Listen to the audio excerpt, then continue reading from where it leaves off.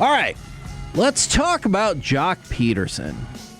Is the Jock Peterson experiment necessary, a waste of time, or an investment that will eventually pay off? Now, there's a few different reasons this came up. First of all, it was Jared, I think 2 days ago, that pointed out that 2 years ago, Jock Peterson had a 900 OPS against right-handed pitchers. Just throwing that out there, and he got crushed in the comments. People were just like, oh yeah, because he's so awesome now. And it just went on.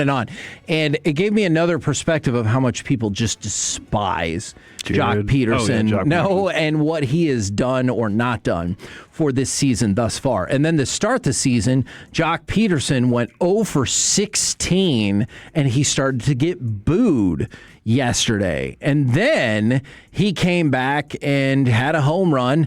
It was on Saturday. Yeah, Saturday. No, it was yesterday. Sorry. All of those losses got confused in my head. And then he got booed after a strikeout in the fourth inning. And then Skip saying, hey, we feel like he's getting close. We want him and we need him to produce. We're better when he produces. There's no doubt about it. Hits the home run. The Rangers' only run of the game. So, Jock Peterson specifically, is it necessary, a waste of time, an investment that'll pay off, something else entirely? What say you? I think I'm still on the give it 1 month and then I'm done. Okay. Like that's what we established was 1 month is what I'm going to do. Now, whether that 1 month is going to be a waste of time is going to be seen in that month. And you won't know until... We'll find out. Yeah. Were you there? And so I'm going to give it that 1 month. My feeling going into it is it's a waste of time anyway. You have the guy already in McCutchen to do the job, but I understand what they want. A, they want to prove that the signing wasn't a waste of time. They didn't just go waste a bunch of money by signing that player. B, they also want to have the option of going to McCutchen or Peterson. Ultimately, if both of them are swinging well, you're good. This does help your team. Skip's not lying about that. Our team's better when he is. Yes, because he can do a lot of different things. Is he done? Does he lack focus? Does he need everybody to boo him so he goes up there and hits a home run so that he can yell, keep talking S to all the people as he's rounding the bases? Maybe he does need that. Maybe that is what he needs in order to... He might, because he gave a quote that I thought was a little whiny. Yeah, you remember the Bryce Harper home run, whenever he hit that for Team USA, and I was like, he just MF'd everybody in that place. He walked around going, you, and you, everybody. And I think that's there's something about Jock that he just needs this... I don't know if he has that internal motivation anymore to be that, or if he has the hands to do it anymore.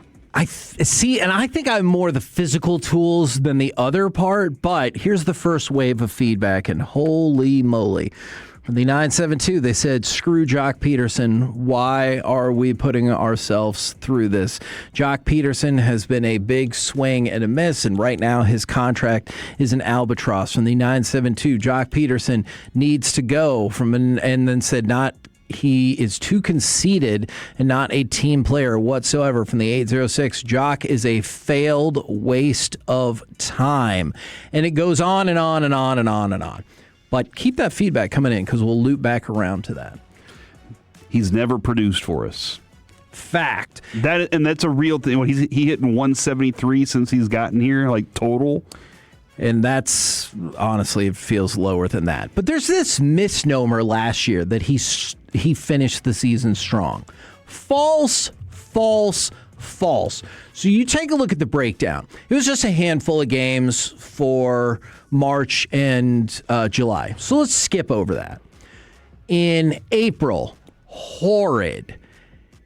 115 batting average, and you're like, that's an old-timey stat. Fine. 414 OPS. It was one of the worst months, and I'm not making this up. It was one of the worst months for an everyday player in the history of modern baseball. For the month, he had 61 at-bats and 1 RBI.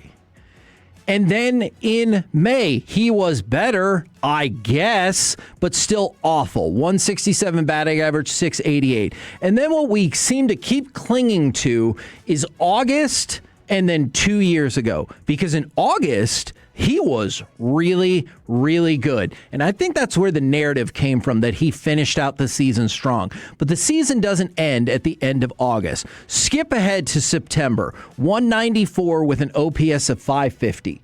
So while he was absolutely tremendous in the month of August, he really, really was, he was terrible again in September. And the start to this season has been absolutely terrible. And even we talked about with Jared, he goes, look, this is going to be an important run of games because he's going up against a whole bunch of right-handed pitchers. And I know he hit the home run and rock on to that, but that's not going to be enough. Now, there are secondary stats that say maybe he is on the cusp or he is getting close. Here is an example. He also walked in the 8th inning, so another thumbs up in that category. His average exit velocity, 97.2 miles per hour. Hard hit percentage, 75%. Both of those were in the 99th percentile league-wide through the first 6 games. So that argument can be made.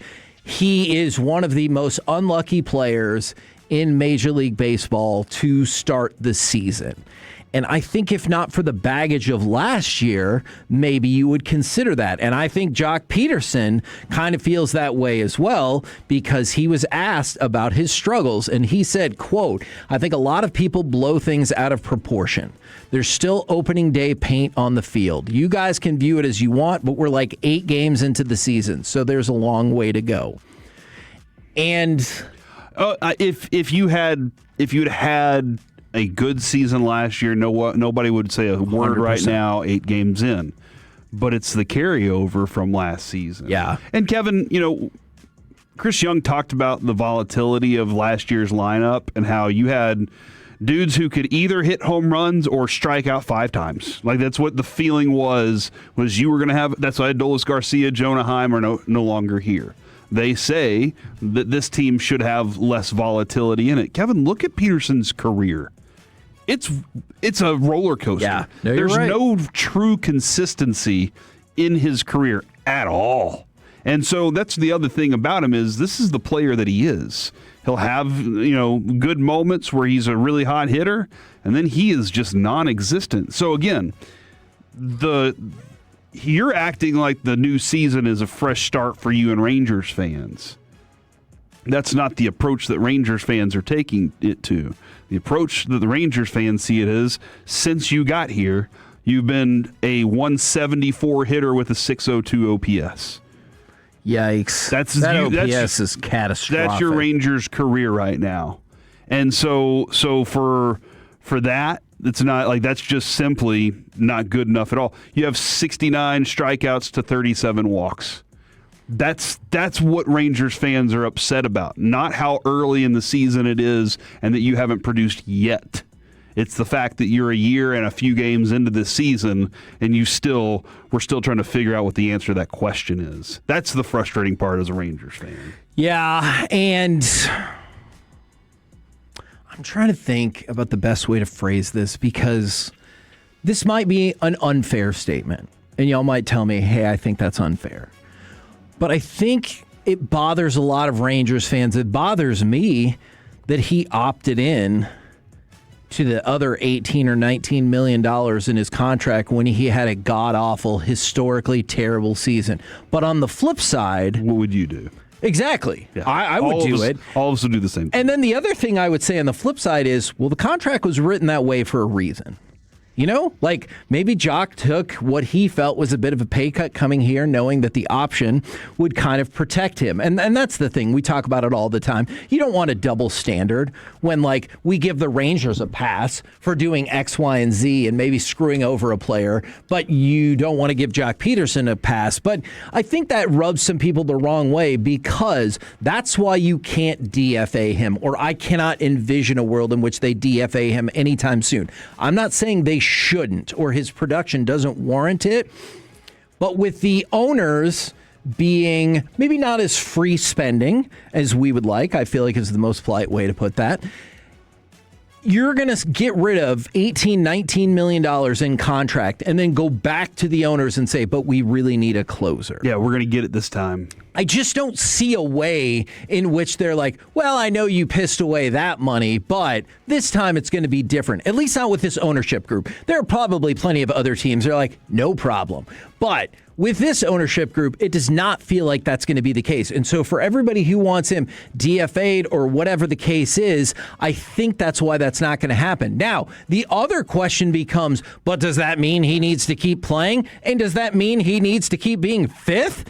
Every time you trot him out there in the batting order, I have to admit, and I know managers would love nothing more in the world than to set the exact same lineup for 162 games, and I get all of that. But every time the lineup comes out, Jock Peterson is sitting there at fifth in the middle of the lineup. I'm like, wow, why?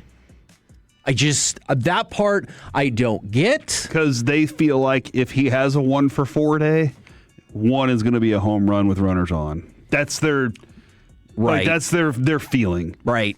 I don't know what data proves that, because in most instances, won't they roll data out to say, hey, take that for data? Yes, I do love that. And it just feels like they keep going off of, well, everything would be better if this happened. Everything would be better with this lineup if Jock Peterson was hitting fifth and he was back to 2 years ago form and really crushing the ball. Sure, I agree. I'm sure you agree and Alec agrees and all Rangers fans agree. That is not a strategy. Everything would be better if I pooped rolls of $100 bills. Man, that would be sweet. Guess what? That is not the case. Not going to happen anytime soon. I don't think so. I got to make another plan. Yeah. I mean, look. Would I share that, Kevin? That's the question. Ooh. Or would I just be like, no? That's a good question. Flush it right down the drain. I thought maybe we would get some feedback that said the investment is going to be worth it, especially when we brought up some of those second-tier numbers that show he's in the 99th percentile of hitting the ball hard, and hopefully that will turn around. From the 5-1-2, waste of time, he's done. From the 2-1-4, waste of time. From another 2-1-4, waste of time 150% of the time. Another 8-1-7, waste of time. And it just goes on and when you break the record with 0-41...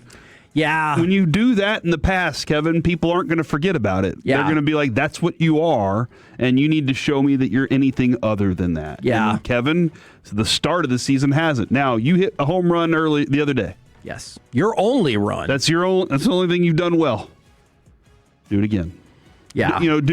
Keep doing that instead of being the volatile player that we're talking about you being. Does it become even worse when he becomes like the poster person for the Rangers' bad offense? Because that's probably not fair. There's other people, yes, for sure. There are, but it feels like Jock Peterson is the guy. Like when he struck out, obviously an important situation yesterday, man, my timeline was flooded with get rid of this guy, get him off the team, and then he hits a home run, and we don't hear, thankfully, Jock hit the home run, so he scored a run.